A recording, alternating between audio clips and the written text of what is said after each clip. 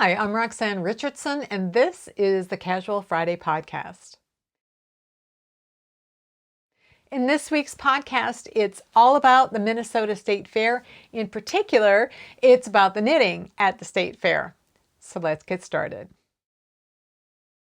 The Minnesota State Fair is going on right now. It's the largest state fair in terms of daily attendance, second only to the Texas State Fair in total attendance. So our fair lasts 12 days and Texas is 22. The Minnesota State Fair is a huge cultural event in Minnesota. For any of you who live outside of the United States, Minnesota is slightly larger than Great Britain in terms of landmass and slightly smaller than the UK. But our population is only about 6 million people, roughly half of whom live in the Twin Cities metro area, which is where I live, and that's where the state fair is. The annual attendance at the fair is about 2 million out of 6 million. So it's a huge cultural event for us. For knitters, it's even more important because we have the largest knitting competition of any state fair in the country. And that's due to, one, our fair is so popular. Number two, living in a place that was settled by Northern Europeans who brought their knitting traditions with them. And three, the fact that knitting is a survival skill for us here. Our winters are harsh. We knit in self-defense, and we knit a lot. I usually go to the fair a couple of times a year because I volunteer to demonstrate for the different guilds I belong to. This year, I wanted to go on the fair the very first day when it's the least crowded and just spend all of my time in the Creative Activities building, enjoying the displays and then filming them for all of you. So in addition to the display cabinets in the Creative Activities building, there are several places for different groups and guilds to demonstrate their craft, which is something I always like to do. The Weavers Guild is at the fair every day, all day, demonstrating weaving and spinning. This year, we have a new booth with lots of space for looms and wheels and plenty of room for multiple volunteers to be there. There are two smaller booths in the Creative Activities Annex where different groups demonstrate each day. You'll see the Knitters Guild or the Crochet Guild, the embroidery, woodworking, etc., depending on what day it is. So I'm actually at the fair today, Friday, August 29th, demonstrating spinning at the Weavers Guild booth from 12:30 to 4:30. So I recorded this earlier. My goal this year, when I went to the fair on the first day, was to record as much as I could of what was on display.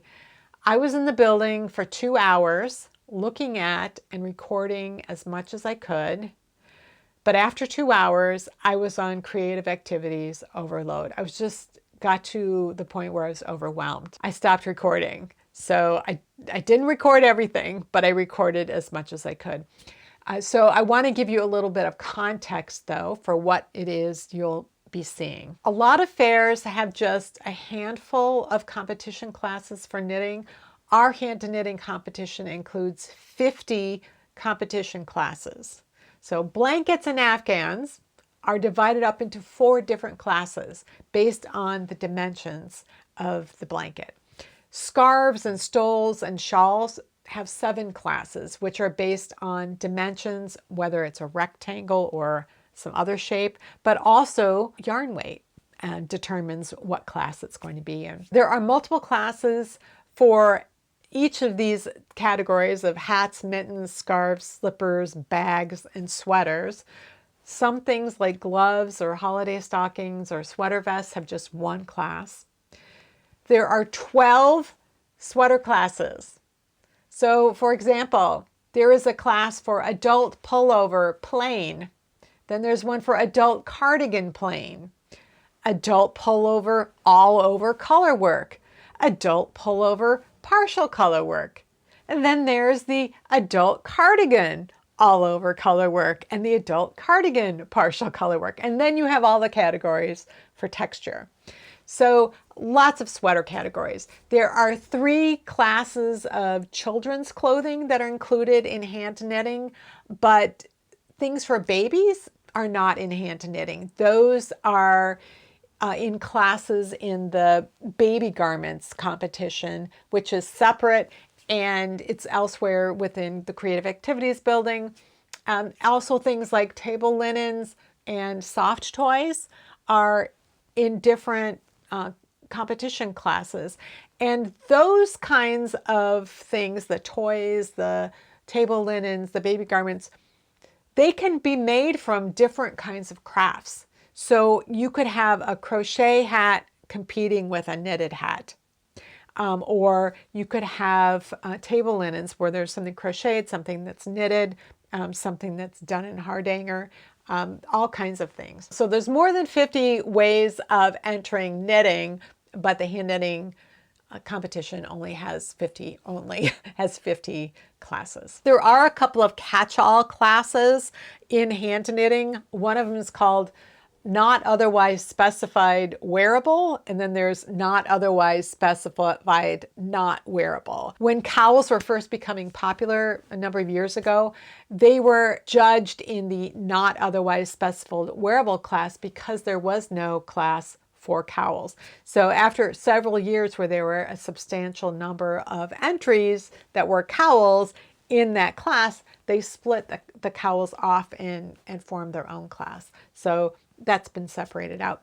So that happens where sometimes things grow and so then they need to split it out, and other times things shrink. There aren't enough entries for multiple years in a row and they might combine things. So I think years ago, when I entered a vest in the state fair, I think there were at least 2 different classes. There might have been 3, and now there's just one. But I'm starting to see more and more people knitting vests or sleeveless slipovers, whatever you want to call them.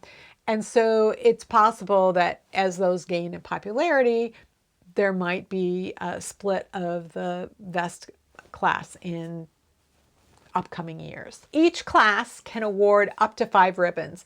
One class this year got only 1 entry and several others got 40 or more entries. Just because you are one of only a few entries doesn't mean you'll get a ribbon, never mind a first place ribbon. The class with only 1 entry this year was awarded 2nd place. So let's talk about how items are displayed. Because hand knitting is such a huge competition, the way they display the knitting has changed a bit from year to year. For the past few years, there's been one really large display case that houses all of the first place knitting winners. They used to put almost everything else into a second large display case that's across from it, which could make it a challenge to find your item when you entered. This year, that display case houses only the 2nd, 3rd, 4th, and 5th place ribbon winners, so that's much easier to see all of the ribbon winners on display. Everything else is distributed throughout the building in other cases. So there were 600 entries this year, so there's no other way to display them all so that you can actually see them without doing that, without putting them in other display cases. So many cases include a variety of crafts. Sometimes there's a theme. I think this year I saw one case with a whole lot of pink and red items that had, a lot of them had hearts on them, so those were all in a case together. And then there was another display case where the theme seemed to be eagles and owls. So those are always fun to see, but you will find knitting in all of those. I tried to find and record as many crafts as I could that people requested. Other than the obvious knitting, weaving, and spinning, there were requests for nalbinding, rug hooking, bobbin lace, tatting, and quilts. So there were competition classes for all of those, and I did my best to find them, but I don't know that I did find all of them. I've seen people demonstrating bobbin lace, but I don't know that I could recognize it if I saw it, and I don't know if I saw it. So I did my best. If you see something that I didn't label as a specific craft, go ahead and let me know down in the comments. Now, if you want to see a list of all the competition classes and how many people entered each class, I'll leave a link down below to the Creative Activities results. They have different booklets for different things. There's needlecraft, which includes knitting, crochet, embroidery, sewing, things like that. And then there's handwork, which includes weaving, spinning, ceramics, woodworking, stained glass, stuff like that. Then there's also baking and canning and senior citizens competition. There might be something else besides that. I can't remember.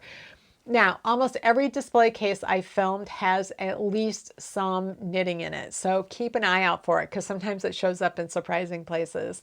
Now, finally, before we go to the video, I want to explain the various types of ribbons you'll see. So this type of ribbon right here is from the State Fair. And there are 5 ribbons awarded. Blue is first, red is second, white is third, pink is fourth, and yellow is fifth. You get $8 for a first place ribbon. You get $6 for second place. They used to give $4 for third and $2 for fourth, but I've been told that they only give money out to first and second place now. I don't know if that's true. That's what I've been told. Then there are sweepstakes ribbons. So those are shaped like these ribbons, but they're just a little larger in scale and they're purple. And these are awarded for the best item from a group of classes. So for example, for the 4 blanket categories, they give out a sweepstakes ribbon for the best blanket out of those 4 winners. For wearable garments, which is way more classes than there are for blankets, they give a sweepstake ribbon. So those are ones that are given by the judges of the State Fair. They come from the State Fair. Then there are the rosettes. So this is what a rosette look like. They're much larger, and these are sponsored by an individual, a group, a guild, maybe a yarn shop, or some other organization that has to do with whatever craft it is. There's usually either a monetary prize, a gift card, or in the case of the rosettes given out by the Knitters Guild, you get a year's membership free to the guild that year. So these tend to be worth more money, and they can add to the prestige of whatever ribbon you got. You could just like, ooh, mine was not just the best in this class, but it was the best of these 3 classes. So for knitting, the rosettes are blue. For other creative activities categories, they might be blue or they might be a different color. And they may or may not actually look exactly like this. They might, sometimes, they'll have the organization name and sometimes they'll say what specifically the award was for. It just depends on the organization. Now, the Weavers Guild has special rosettes that they make, that the ribbons are woven by one of the guild's special interest groups, and they are very distinct. And I did get some film of some of those so you can see what those look like. So I was asked if I had ever won any ribbons at the fair, and the answer is yes. I've just shown you a few of them. I haven't entered since 2013 when I won a blue ribbon.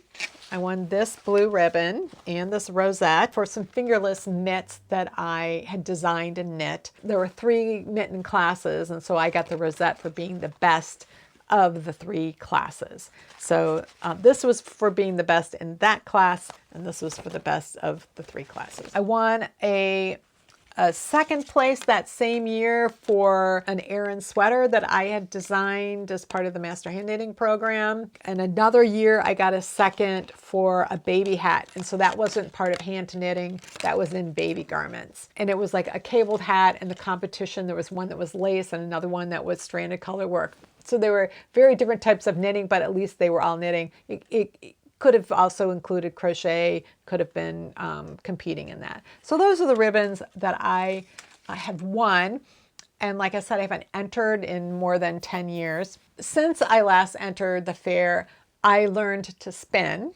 So there is a rosette given out for the best knitted item made from hand spun that the knitter spun themselves. And there is now a rosette given by a yarn shop for the best self-designed item. So these changes both in my skills and in, what kinds of talent gets recognized make it more appealing to me to enter again. So we'll see. If I get my act together and I really plan it out, I might be entering next next summer. Let me know down in the comments though if you've ever entered something in your county fair or your state fair, or if you're in another country, if you've ever entered something in a local agricultural fair or some other kind of knitting competition. I'd love to hear your success stories. So let's get to the video. I hope you enjoy it. There are chapter links to the different sections if you want to skip to see something specific.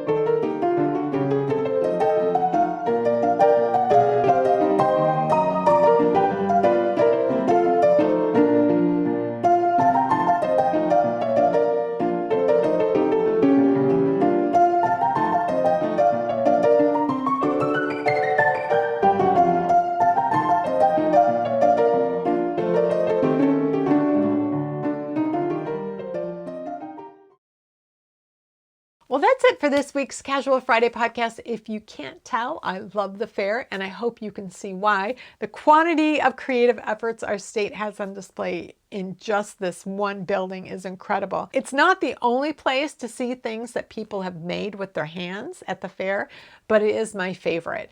So I hope you enjoyed it. If you ever have the chance to be in Minnesota during the 12 days leading up to Labor Day, I hope you'll go to the fair and experience all of the delights it has to offer. Thanks for watching, and I'll see you next time.